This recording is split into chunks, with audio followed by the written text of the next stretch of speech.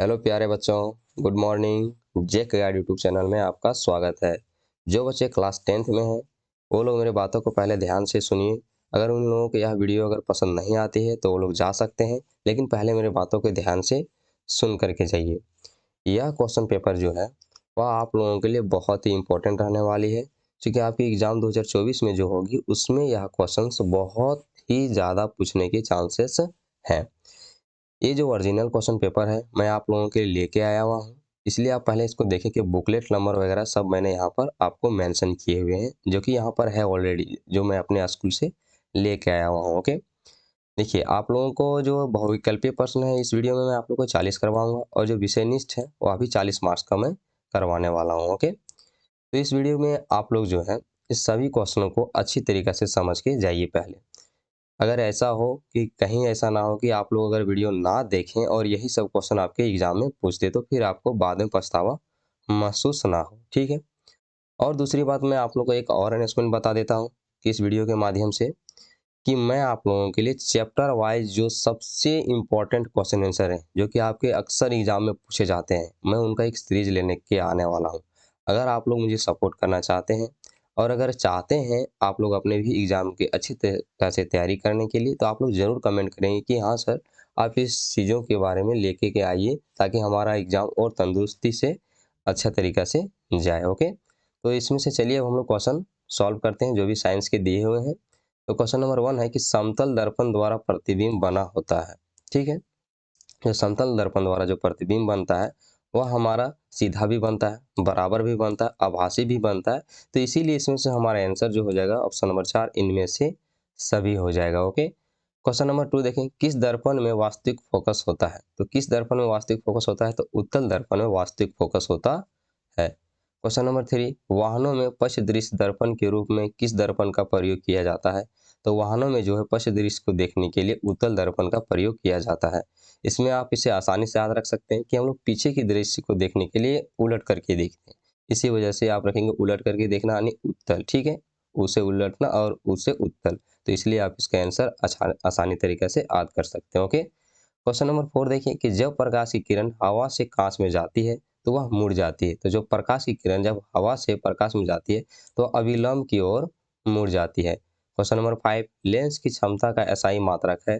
तो लेंस की क्षमता का एसआई मात्रक जो होता है वह होता है डायोप्टर। ऑप्शन नंबर 4 आपका राइट है। क्वेश्चन नंबर 6, आंख के रंगीन भाग को क्या कहते हैं। तो आंख के रंगीन भाग को आइरिस कहते हैं। क्वेश्चन नंबर 7, निकट दृष्टि दोष को किस लेंस से दूर किया जाता है। तो वह अवतल लेंस से दूर किया जाता है। क्वेश्चन नंबर 8, खतरे का निशान किस रंग का बना होता है। तो लाल रंग का बना होता है।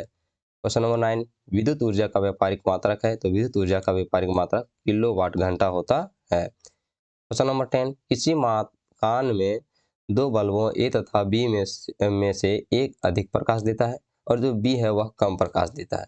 दोनों में से किसका प्रतिरोध अधिक होगा। तो देखिए जो बल्ब कम प्रकाश देगा उसका जो प्रतिरोध होगा वह अधिक हो जाएगा, इसीलिए बी हमारा आंसर हो जाएगा। ओके, क्वेश्चन नंबर 11, उस युक्ति का नाम लिखें जो किसी चालक के सिरों पर विभवांतर बनाए रखने में सहायता करती है। तो वह है बैटरी। ठीक है, क्वेश्चन नंबर 12, फ्लेमिंग के वामहस्त नियम में अंगूठे द्वारा क्या प्रदर्शित होता है।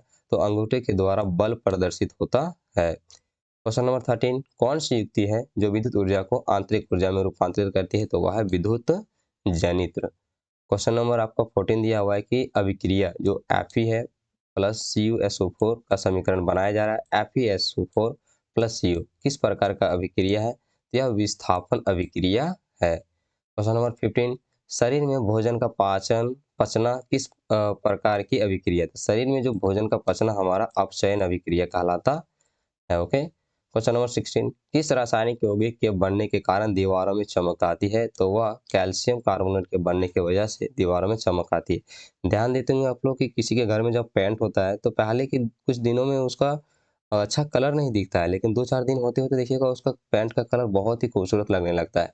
तो जो है वातावरण के साथ कार्बन डाइऑक्साइड, नाइट्रोजन वगैरह सारी चीज़ों से मिल करके जो है ऑक्सीजन, कार्बन सबसे मिल करके ये जो है कार्बन ये सब चीज़ें निर्माण करने के बाद CaCO3 बन जाता है, जिसकी वजह से दीवारों में चमक आ जाती है। ठीक है, कैल्शियम कार्बोनेट बन जाता है। तो क्वेश्चन नंबर 17, निम्न में कौन क्षार है। तो इनमें से जो क्षार है वो आपका है NaOH। ओके, ऑप्शन नंबर 4 आपका राइट हो जाएगा। क्वेश्चन नंबर 18, साधारण नमक का रासायनिक सूत्र है। तो साधारण नमक का जो रासायनिक सूत्र है NaCl है। क्वेश्चन नंबर 19, यदि आपके परिवार का कोई सदस्य अत्यधिक भोजन करने के कारण अम्लता से पीड़ित है तो आप कौन सा उपचार सुझाएंगे? तो उसे बेकिंग सोडा का विलयन पिला देंगे जिससे कि उसकी तबीयत ठीक हो जाएगी। क्वेश्चन नंबर 20, निम्न में विद्युत का सर्वोत्तम चालक है।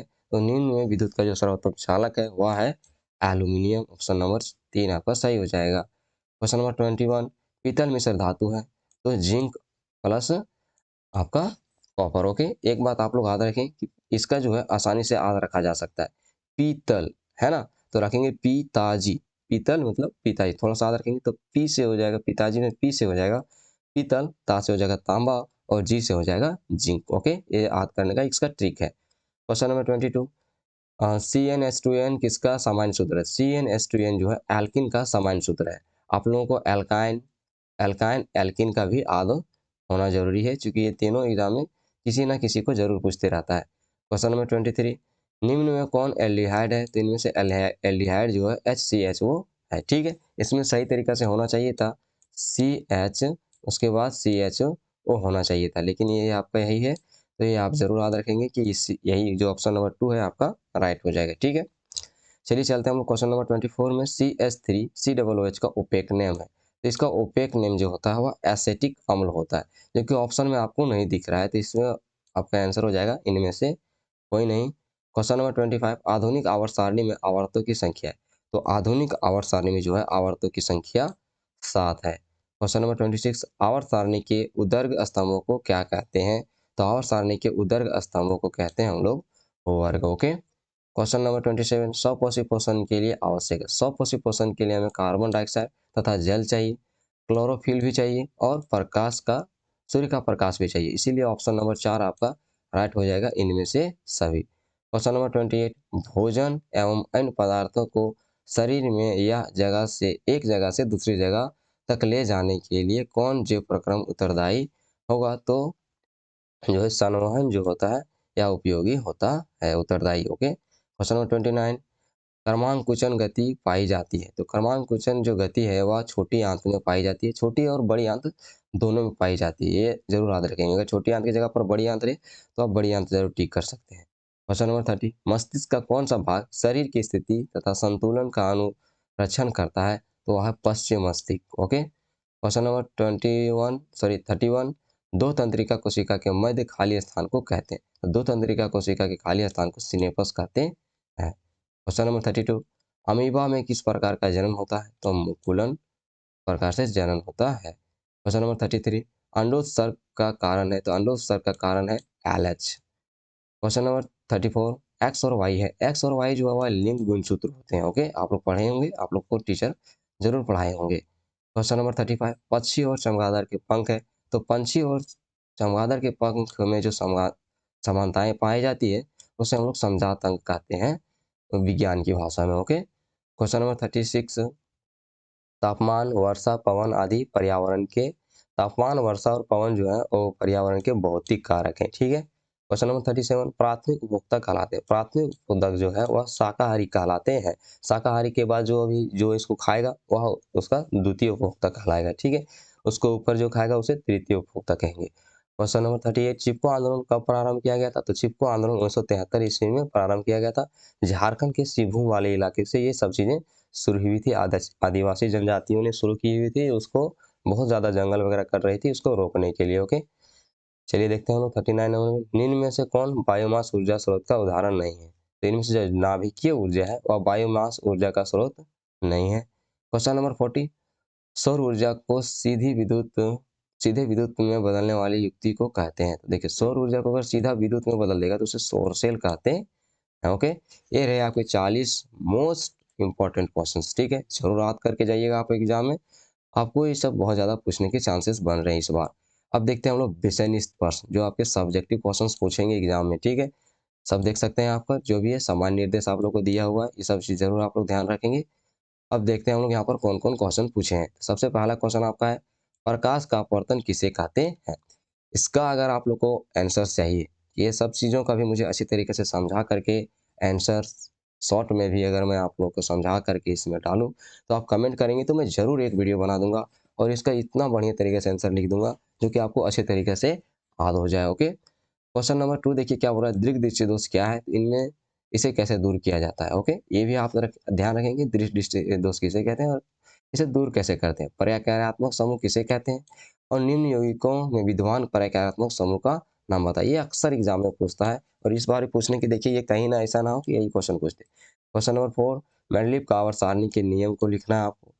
हाइप में बीजाणु द्वारा जनन से जीव किस प्रकार लाभान्वित होते हैं, ये आपको भी लिखना है। क्वेश्चन नंबर 6, ये भू रसायन चक्र क्या है, कोई दो उपयोग बताइए, इसका ये लिखना है। मिट्टी की उर्वरता शक्ति के घटने के दो कारण भी बताने हैं। इनमें से देखिए 7 क्वेश्चन दिए हुए थे, लेकिन आप लोग को जवाब मात्र 5 क्वेश्चन को ही देना है। ये जरूर आप ध्यान रखेंगे कि ऐसा ना कि 7 क्वेश्चन लिखने लगे, आपका समय निकल गया और मिलेगा आपको कम ही नंबर। क्वेश्चन नंबर आप देखिए यहाँ पर 8 में, इसमें भी समझ लेते कि किन्हीं 5 को ही जवाब देना है, क्योंकि आपको 3-3 नंबर का है। ठीक है, ध्यान रखेंगे 15 नंबर का कुल क्वेश्चन है। अपर्तनांक की परिभाषा लिखने के लिए बोल रहा है। विद्युत चुम्बक क्या है ये बारे में, ये समीकरण आपके दिए हुए समीकरण ध्यान रखेंगे। अम्ल वर्षा क्या है ये ध्यान रखें। संकलन एवं प्रतिस्थापन अभिक्रिया किसे कहते हैं, और इनका उदाहरण जो होता है ये भी आपको लिखना है। इसमें 3 नंबर आपको मिल जाएंगे। तंत्रिका आवेग के शरीर में गति करने की सामान्य अवस्था क्या है, ये आपको एग्जाम में पूछा है। ऊर्जा के आदेश स्रोत से आप क्या समझते हैं, में क्या गुण होते हैं, ये आपको पूछ रहा है। अब देखिए हम लोग दीर्घ उत्तरीय प्रश्न को देखते हैं कि किन्हीं 3 ही का ही जवाब देना है, 5-5 नंबर का है। ओके, तो 15 नंबर में देखिए श्रेणी क्रम आयोजन संयोजन किसे कहते हैं, है ना, श्रेणी क्रम संयोजन किसे कहते हैं। प्रतिरोधकों R1 R2 ये सब चीज दिया है श्रेणी क्रम में, ये चीज आपको सब ध्यान रखना है। समतुल्य प्रतिरोध का ये व्यंजक प्राप्त करना है। विद्युत मोटर क्या है ये आपको पूछा है, जो कि अक्सर एग्जाम में पूछता है, इस बार भी चांसेस बहुत ज्यादा है। इलेक्ट्रॉन के हस्तांतरण के द्वारा Na2O एवं MgO का निर्माण दर्शाए, ये भी एग्जाम में पूछा जा सकता है। आपको विक्राणु जिसे नेफ्रॉन के नाम से जाना जाता है, इसका नामांकित चित्र करना है आपको, मतलब चित्र बनाने के बाद उसमें नाम लिखना। आनुवांशिकता क्या है, जो कि सबसे आसान है, अगर आप समझना चाहें तो मैं थोड़ा शॉर्ट में बता सकता हूँ। जो हमें माता पिता के द्वारा जो गुण मिल जाते हैं हमें, उसी को आनुवांशिकता कहते हैं। अब देखिए इसमें DNA की क्या भूमिका है, ये आपको इसमें बहुत अच्छे तरीके से लिखना है, तभी तो आपको 5 नंबर देगा। ओके, अगर वीडियो आप लोग को इन्फॉर्मेटिव लग रहा है तो वीडियो को लाइक करें और चैनल को जरूर सब्सक्राइब करें। और मैं आप लोगों के लिए एक इंपॉर्टेंट चीज़ बता रहा हूँ कि मैं शायद पहले बोला या नहीं बोला, लेकिन अगर मैं फिर अभी बोल देता हूँ, आप लोगों के लिए chapter wise most important questions का मैं सीरीज लेने के आने वाला हूँ। अगर आप चाहते हैं कि मैं आपको मैथमेटिक्स के अलावा और सभी सब्जेक्ट का जो कि आपके एग्जाम में पूछे जा सकते हैं, वैसे ही अगर आपको वीडियो चाहिए तो कमेंट बॉक्स में कमेंट जरूर करें, ताकि मुझे मोटिवेशन मिलेगा और मैं आप लोगों के लिए वो चीज़ें ज़रूर से ज़रूर प्रोवाइड करूँ। मिलते हैं नेक्स्ट वीडियो में।